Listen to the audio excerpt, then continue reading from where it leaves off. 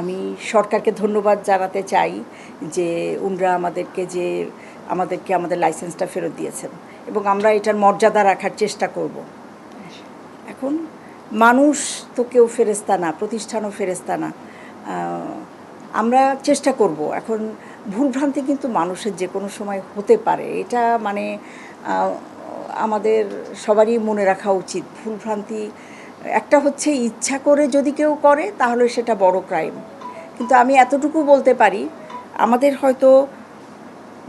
আমাদের আরও সচেতন হতে হবে এবং আদ্দিন একটা পরিবার যেখানে আমরা কিন্তু আমাদের এখানে আমাদের সিস্টার, তারপরে পরিচ্ছন্নতা কর্মী, ডাক্তার সবাইকে আমরা খুব ভ্যালু করি, আমাদের রোগী তো অবশ্যই, এবং আমরা চেষ্টা করছি যে যতটুকু সম্ভব মানে সেবামূল্য কম নিয়ে।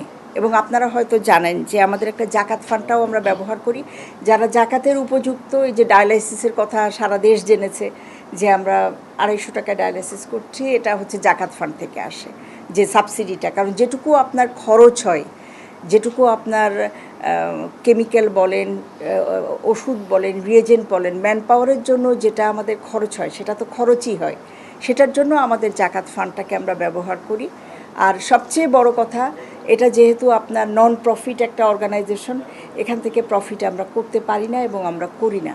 এটাই আপনারা দোয়া করবেন এবং যেন আমরা যে সেবাটা দিয়েছি, আমরা এখন লাইসেন্স পাওয়ার পরে মগবাজারটা, আমাদের অন্য হসপিটালগুলো তো বন্ধ হয়নি, এগুলো কাজ করেছে। আর মগবাজার যে আজকে থেকে শুরু করলো, এটা আমরা নতুন উদ্যমে, আমরা এই 47 দিন আমরা রেনোভেট করেছি। এটা একটা বড় জিনিস। 47 দিন আমাদের ওয়ার্ড, কেবিন, আমাদের ইন্টারনাল যে লজিস্টিক সাপোর্ট, এগুলোকে আমরা রেনোভেট করেছি। যেরকম আপনারা হয়তো অলরেডি শুনেছেন যে আমাদের ভেন্টিলেশন একটু কিছুটা প্রবলেম ছিল, সেগুলোকে আমরা আরও বেটার করেছি এবং আমরা মেকশিওর করছি যে আমাদের এখানে কোনো রকম কোনো ইনফ্রাস্ট্রাকচারে যেন আমাদের সমস্যা না থাকে। এটা আমরা উত্তরোত্তর আরও চেষ্টা করব। ভালো করার তো কোনো শেষ নাই, তাই না? এবং সেটার সাথে সাথে আমরা এই 47 দিন আমাদের কর্মীদেরকে বিভিন্ন লেভেলে আমরা ট্রেনিংয়ের ব্যবস্থা করেছি, যাতে করে তারা তাদের যে ল্যাকিংগুলো আছে সেগুলো যেন কাটিয়ে উঠতে পারে।